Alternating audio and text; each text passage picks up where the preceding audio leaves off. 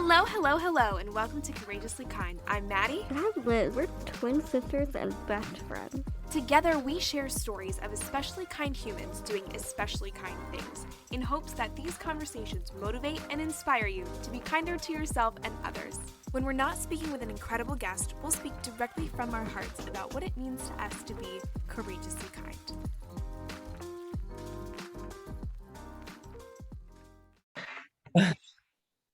Okay. I got it. Okay. Cool beans. Okay, so I think that's it. We're gonna shoot for like 20 to 30 minutes ish. Okay. Wow. Whatever happens, happens. You know, we're flexible. We Cool. don't mind. So yeah. Do you think there's anything else? I think so. I think we get Grab my water right here. Oh, make sure I have everything in hand. I have my dog on my feet. We've got a cat that he loves to crash Zoom, so he might Perfect. sneak in. Yeah. He's I done had that to, before. I had to close the front door so Copper wouldn't see a squirrel and start raising pain and barking all over the place. I love it. I love it. All All right, let's get started. Yeah. So, our first question for you is, could you just tell us a little bit about yourself? Well, my name is Kim Teems Fox, and It's 10 o'clock. Oh, did that shut? Did It's you hear 10 that? o'clock. Yeah. Okay. I just switched from a PC to a Mac, and I just found that intriguing. You don't realize how quickly time goes by when you're like, Right. oh, no, that worked. Oh my gosh. Sorry. Okay, so I am a graphic designer turned nonprofit exec, which is kind of funny. Let me just start from the beginning. I used to do a lot of motorcycle riding, and this is how I met Faces. So this will warm me up. Okay. So I've ridden motorcycles for a lot of years. My dad started me in it, and rode in a lot of charity events. You know, there's a thing called a poker run where you go to different places and you pay money and it goes for the charity. So I was working at the print shop and as a graphic designer, and I actually got the job to redesign Faces, the National Craniofacial Association's brochure. And that set me on a search for, well, what are craniofacial syndromes? What's it like? And, you know, the whole time I was researching it, I was crying, I was relating, it was just like really, really touched me, because not only all the surgeries and the pain and crap, but what about the teasing, the meanness, the bullying? Yeah. As a kid, I got bullied. I was chubby. I look back and think I wasn't fat. What was the deal? But Right. I had no self-confidence. I thought, you know, and I got bullied a lot. I got picked on a lot. I was very shy, and in fact, I skipped school in 6th grade for a week because I was being bullied so bad that me and my best friend hid out at her house because her mom would, and for a week until we were caught. You know, it was so terrible. So I really related like to both sides. And so I designed the brochure, which is so funny because you know whose picture is on it is you two. Yes. With the rainbow behind you. Yes. Our parents love that picture. I love that picture. I love that picture. So I just think it's full circle, that it's totally perfect that you were doing Courageously Kind, that we're sitting here right now. Yeah. I mean, to me, this is awesome. So got to design the brochure, and I got to know I think it was 2.5 ladies of Faces at times, because they had a part-time person in Lynn Mayfield and Stephanie, and I adored them. And then I went to their office one day, and it was this itty bitty little office in this old doctor's building, like old, and they had old beat up desk and computers. And I was like, wow, you know, I feel like if I gave my money to them, it would be going to help somebody, you know, because this was the time where there was a lot of stink about United Way, executives stealing money, and, you know, charities, and you always wonder where your money is going. Yeah. So I just, you know, I love the ladies, and they asked me to help them start a motorcycle ride. I was like, okay, you know, so we started Ride for Smiles. which lasted 10 years. But during this time, I rode a Harley Davidson. I had a Road King. I wore blue jeans and halter tops and biker boots. I Long love hair, it. So tails, cool. So cool. just a little bit of a wild child. And during this time, they asked me to be on the board. I was like, you want me? Okay. You think of board, you think of suits and ties and stuffiness. And I was like, okay, you sure? And they're like, oh, absolutely. And I don't know if you remember Lynn Mayfield. She is retired now, but she is so sweet and so kind. And I fell in love with Lynn. She's just a very kind, sweet lady and knows her craniofacial syndromes, knows so much about the community, and was a wonderful mentor and taught me so much. But I just fell in love with her. And so I joined the board. I was on the board for several years, which was wonderful for me. It really helped me develop a professionalism. It helped me all around, and also was helping people. I did the graphic design pro bono, and that's how I stayed involved. And then one day a position came open at Faces, and it corresponded with me also kind of finding a shift in my life where I was changing places, and I started working for Faces, and it was awesome. I loved it. I worked there for several years before, and keep in mind at this time I was a single parent. My girls were older. They were in their teens. No, they were not. When I first started, I don't know, they were young, but they were around, and I was working for Faces, and I thought I needed more money, because it's a nonprofit, you don't make a lot of money. It's worth it, but if you're single and you don't have the support of a family, it makes it harder. So I thought, I need to make more money. So I went back to school to be a draftsman doing 3D modeling and engineering. Okay. Which was really cool. I found it fascinating.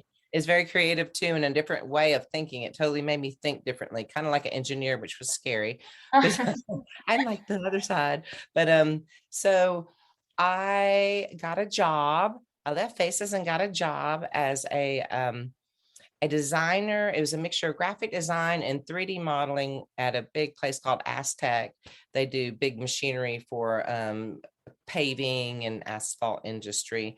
And so I got to design this really cool project. It was a 3D model of a parts manual for a machine that you bought. So you can click on it and it explodes, and you see the parts, and you click on the part and you order the part. So I got it all set up about a year into it. And then once it was kind of set up, it really turned into a cookie cutter kind of thing, and it bored me.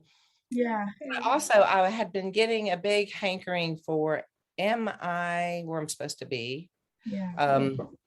Excuse me for 1 second. Coffee's hit, and I was getting hot. This is live. It's a hot flash, and I'm 50 something. So that happens. So I was really work was good. I was making killer money. I mean, awesome money. I was working as a contractor. I was about to get in with the company and be a full-time person, get the benefits, get everything. But I was missing something. I was just kind of like, I don't know, while I was doing this, you had a lot of time to think because it was so cookie cutter. And I just like, what am I supposed to be doing? And I was kind of like, all right, where am I supposed to be? God, put me where I'm supposed to be. What am I supposed to be doing? It was like, I was getting back into my art a little bit on the side, and I was still on the board of Faces. And I went to a little event at Faces. It was just a little at a brewery, just to kind of introduce some people around the town that here's Faces. We're here, we have services.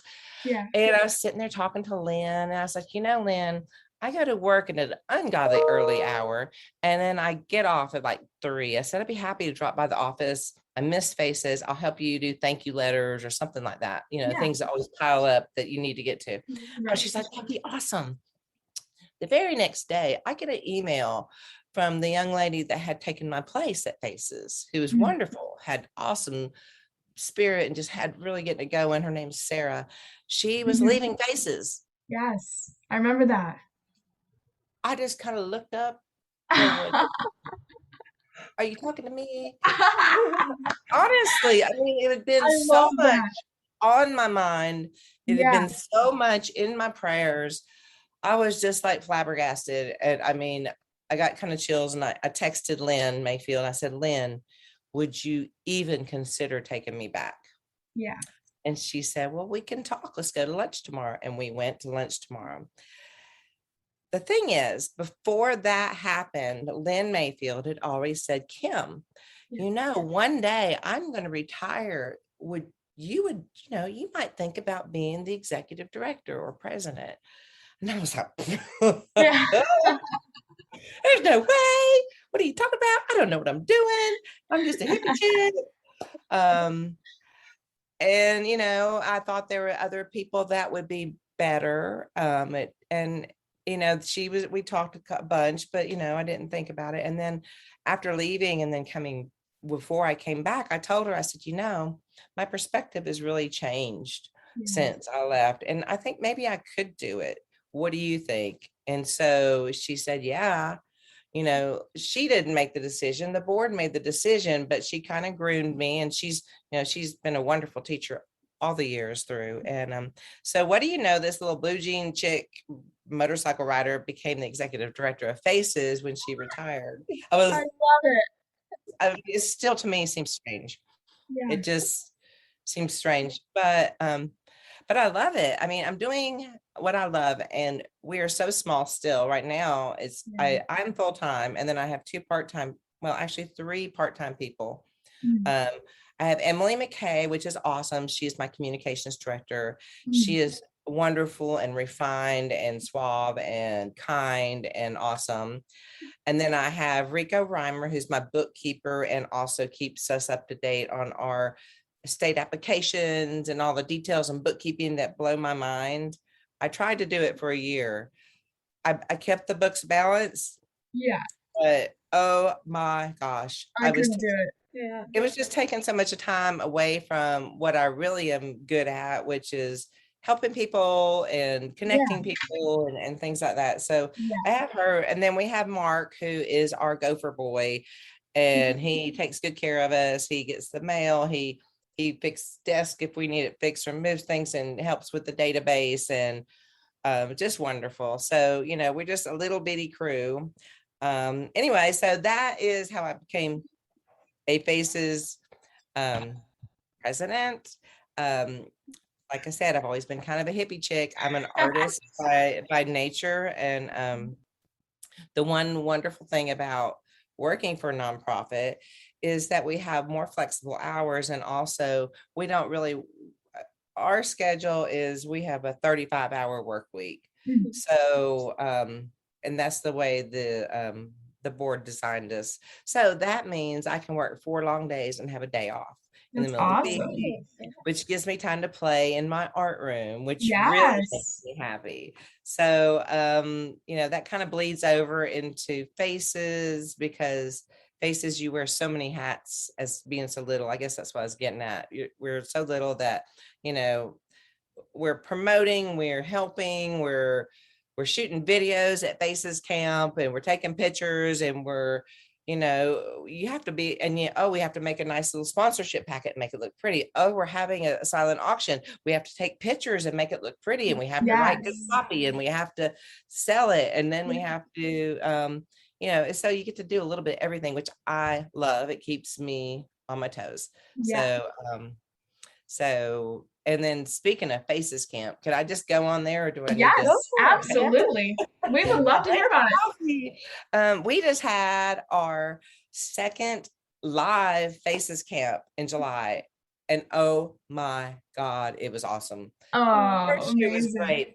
This year, Ashley Rhodes is our camp director, and she's phenomenal, and she reached out to all these moms and dads to get them to trust us to have their children at a camp where they spend a night away from them for several nights. Right? Some parents are okay with letting it happen, and then there's some that have never been able. They're just so, they have a lot of health issues. Their child has a trach, and their child, has issues that might not be able to get to bend their joints or something. So we have some parents have just been very protective. Yeah. So we have one in particular, lovely, lovely mom who just adores her daughter. Her daughter's 12 and but her daughter's never really had much autonomy. She's always been with her mom. Yeah. Her daughter really wanted to come to camp badly, but Yeah. mom was like, oh, but what Yeah. if, but what if dad was going, let her go. Grandma's going, let her go. Yeah. Girls going, let me go. So mom and a few other moms who are still new to this, because this is again our only second year, stayed in some Airbnbs within probably 5 to 10 miles from the camp. So they were close enough that if something happened, they were there. Yeah. Because like one mom is from Michigan, Oh my gosh, so yeah. she was all the way home. That was a long way to be. But anyway, so they really enjoyed having the time away. They were able to relax a little bit. The kids didn't need them. Right. There was nothing that went on. So Wednesday we have a carnival night, and we invited these parents to come to the carnival night and see what camp is like. Yeah. And this mom said her daughter ran up to her and said, oh, I love you, I miss you, thank you, or not thank you, but I miss you, good to see you, you can go now, bye. Yeah. And that was it. And she's That's like, amazing. oh my gosh. And just watched her in amazement and watched how much she had they all had this, like, they weren't treated any different. They were kids. Everybody at that camp, it was mixed between kids born with facial difference or an acquired facial difference and kids, quote unquote, normal kids or whatever. Yeah. Everybody was just being kids. That's I all love they it. had to do. Sometimes it was the first time that a lot of these kids spent the night away from home. Yeah. They, formed relationships. They had so much fun. It was just amazing. It really was amazing. So we're looking forward to 2022. Yes.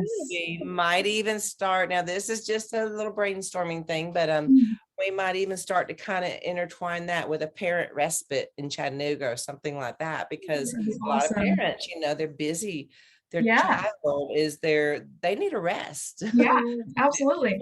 Like that your child's in camp and they're safe and they can have fun. And now it's mom and dad or mom want to, somebody's time to just take a break. Yeah.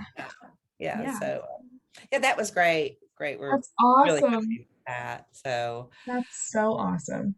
So really quickly, we talk a lot about faces, but for our listeners who don't really know what faces is, what are some things that you guys do to help families and kids? Okay,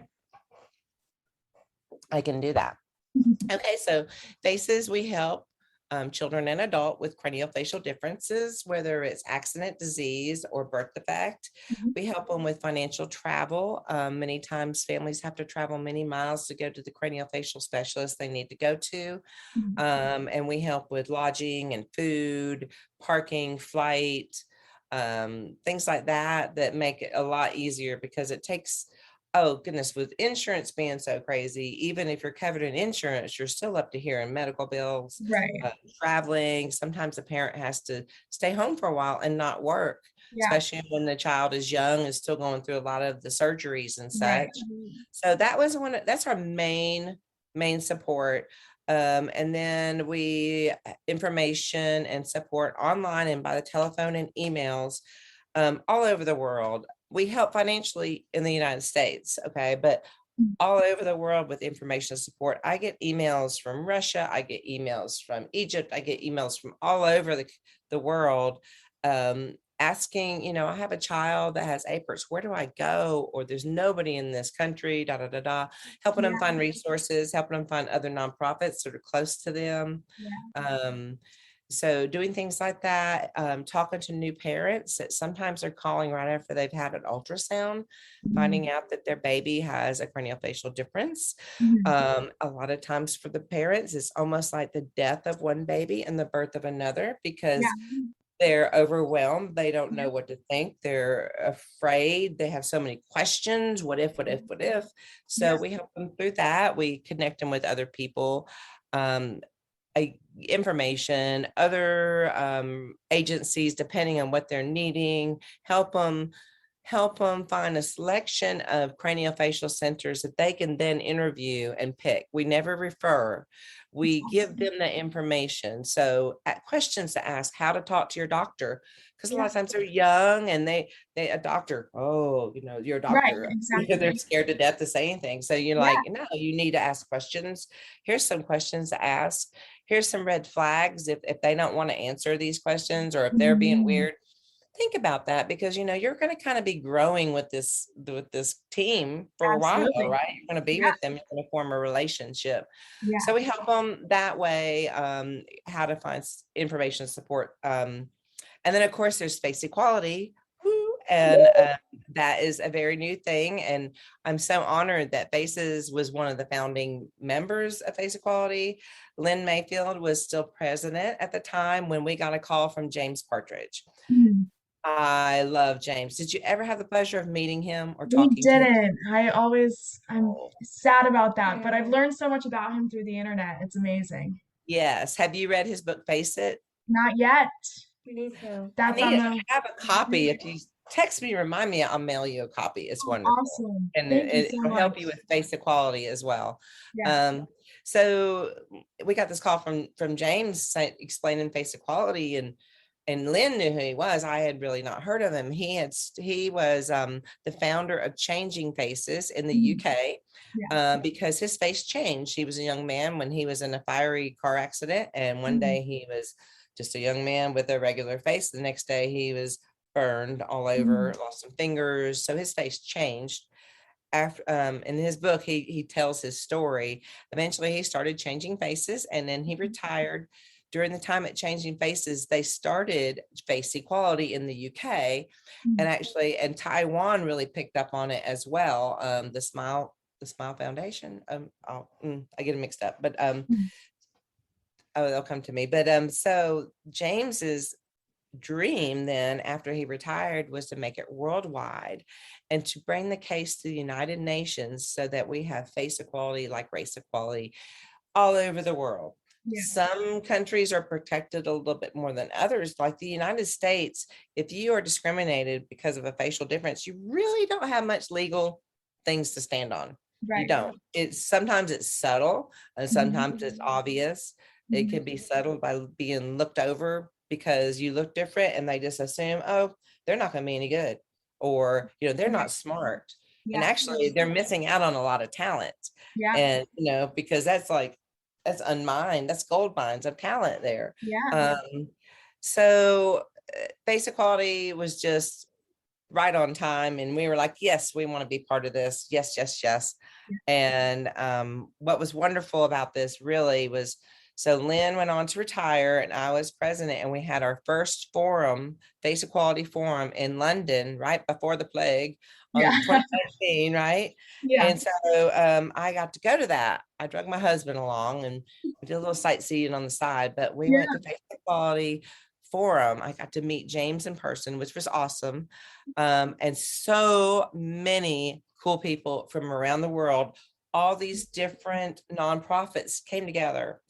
And what we discovered was that we're all trying to help this group of people.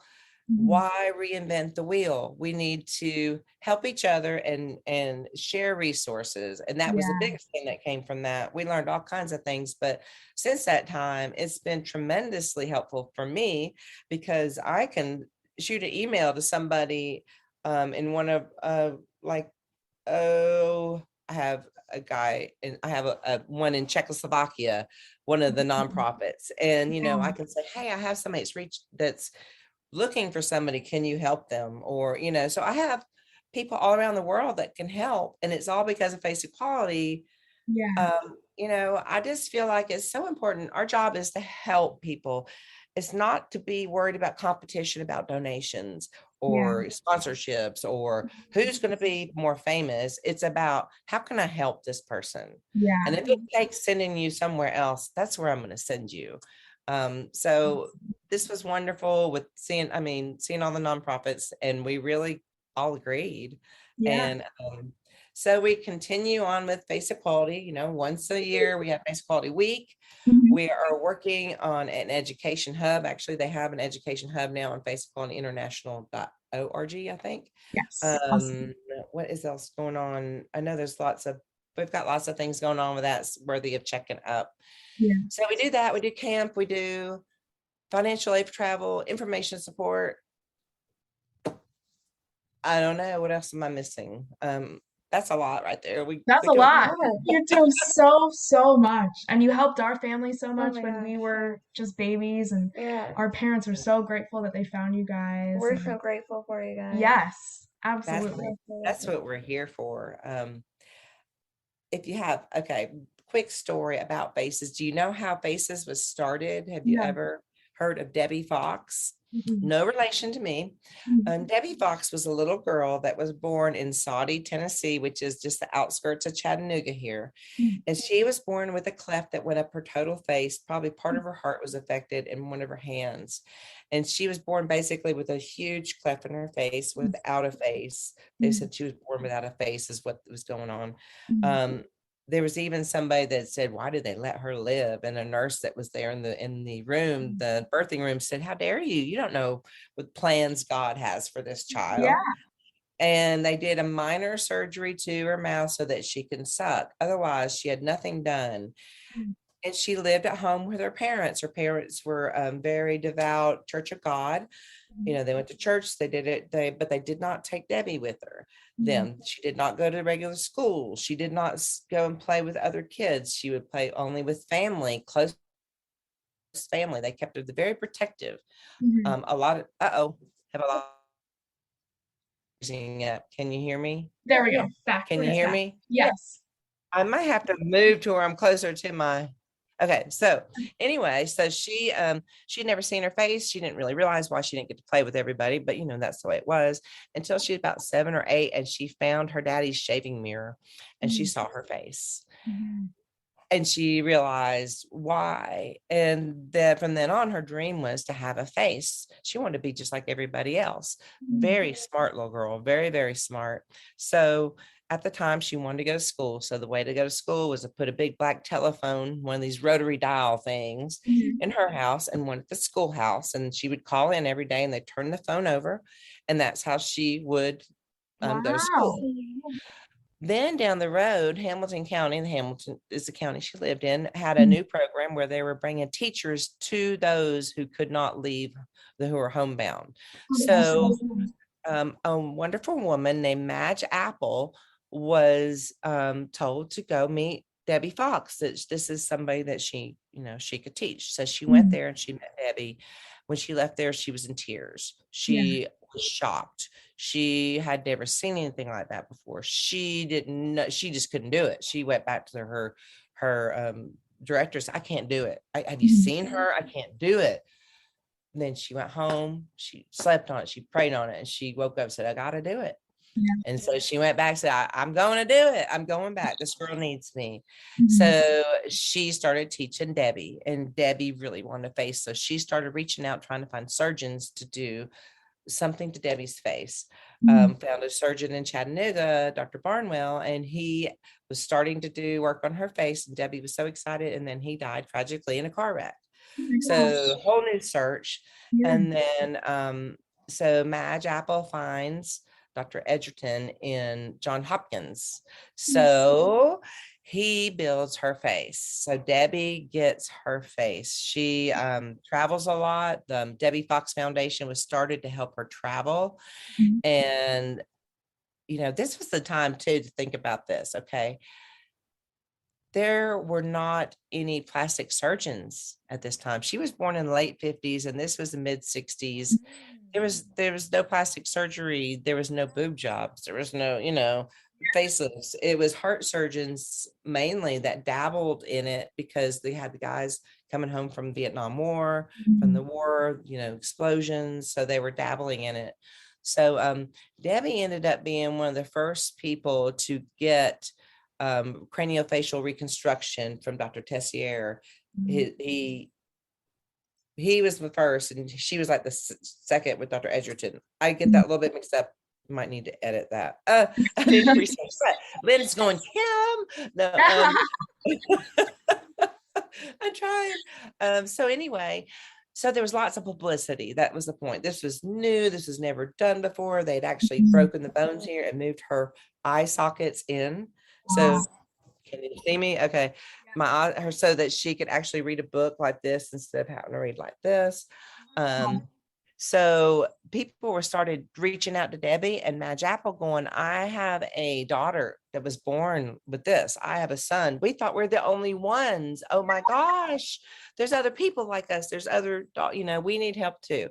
Yes. So after Debbie had her surgeries, we still had the foundation. And so we started helping other people get to the craniofacial surgeries they need. Eventually it was renamed to FACES, the National Craniofacial Association. So our basis started from Debbie Fox, who recently passed away, but she did grow up and got married and had a nice life and left a wonderful legacy.